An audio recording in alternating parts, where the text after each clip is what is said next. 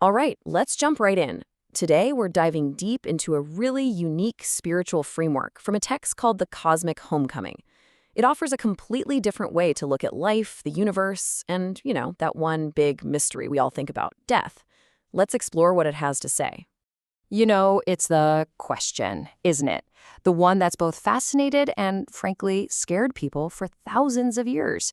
It doesn't matter who you are, where you come from, or what you believe. We all have to face this one great unknown.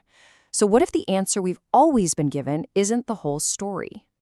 Well, according to this text, the answer is a total 180 on how we see things. Death isn't an ending. It's not the final curtain call or some kind of tragedy. Instead, it's framed as a homecoming, a return to where we came from. But what does that actually mean? Let's break it down.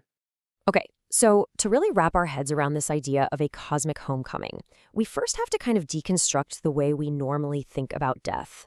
Okay, check this out. This slide really lays it bare. On the left, you've got what the source calls the commercialized drama, the whole somber, sad process most of us are familiar with. But on the right, it points to a completely different path, one that some cultures actually practice, a celebration, a return to nature. The idea is that we come from the earth, from creator to cradle, so our return is just a natural part of the cycle, not some terrible loss. So if life isn't just a one-way ticket to a final stop, then what's it all for? Well, this is where the text proposes a really cool metaphor. It's a school. In this view, our entire time on Earth is kind of like a temporary internship. We're here to learn, and there's one core subject on the curriculum: empathy.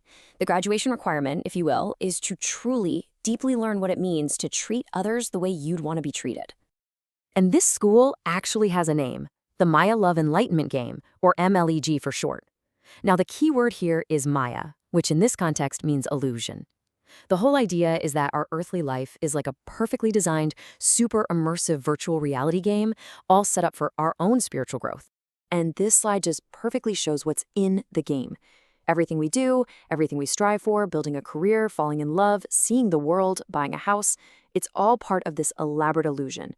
Now, it feels incredibly real and important, and it is. These are the tools we use to learn.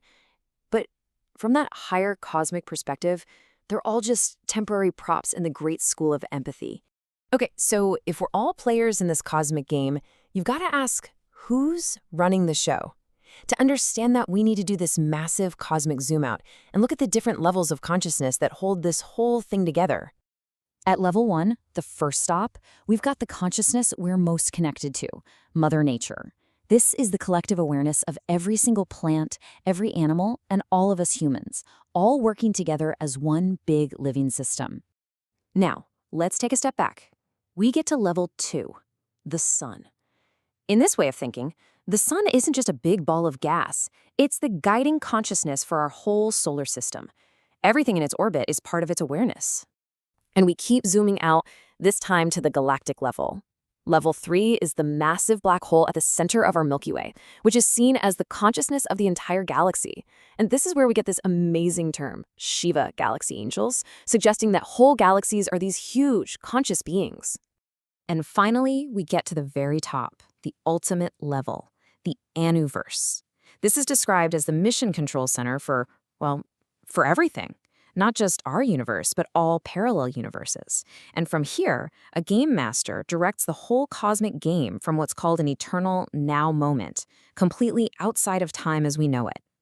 Wow, so we've gone from our individual lives all the way out to the director of all reality. But what on earth does any of us have to do with you and me right now? Let's bring this giant cosmic map right back home.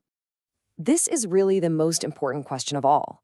If our life is a game and we think we're the players, who are we, really, when the game is over?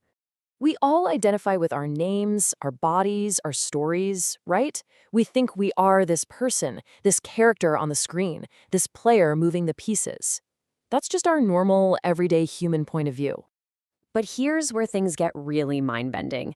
This framework claims that some of the most fundamental parts of us, our memories, our thoughts, they aren't even generated inside us.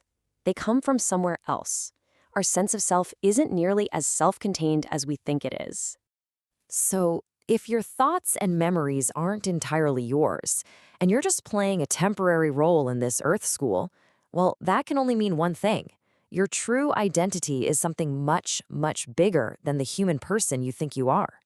And here it is, the big reveal. According to the source, your true eternal identity is one of those Shiva galaxy angels we saw in that cosmic hierarchy.